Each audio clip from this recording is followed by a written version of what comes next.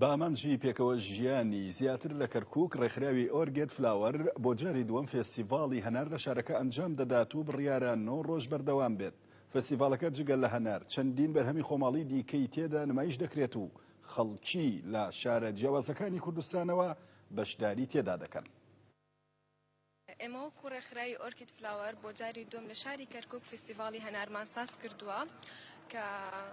ئامانج لە فستیڤاڵەکەمان پێکەوە ژیانە لە نێو شارەکەمان هەروەها ناساندنی بەروبوومە خۆماڵیەکان بە خەڵکی شارەکەمان بەشداربووەکانمان لە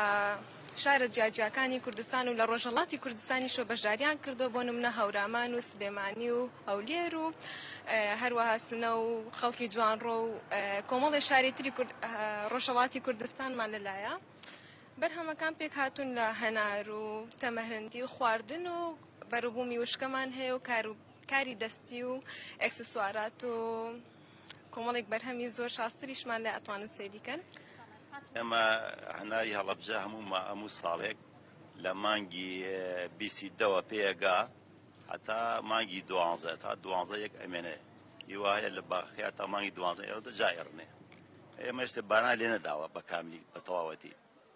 بانان لێبدا هەنارەکەی باشترە بێ. ئێتر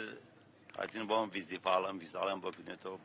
هاتین بۆ کەرکووک و خەڵکی کەرکووکیش ئەلحەمدولیلا پێشوازێکی چاکیان لێ کردین و دەستخۆشیان لێکەین و زۆر مەمنونیانی یانێ احترام و ڕێزیان کردین میوانداری کە زۆریشان کردوین و ماڵیان هەبێ و پێزانین. وڵاهی حەزەکەین خەڵکی کەرکووکیش بۆ خۆی تۆزێ دڵی بکرێتەوە بێ لە بازاڕێکی وا تۆزێک یعنی ئەو بێتاقەتەیە کە هەیەی نەمێنێ و ئێمەش وەکو هەرێمی کوردستان بە خۆمان حەزە ژیانی خۆشەکەین و ئێوەش سەرکەوتوو بن.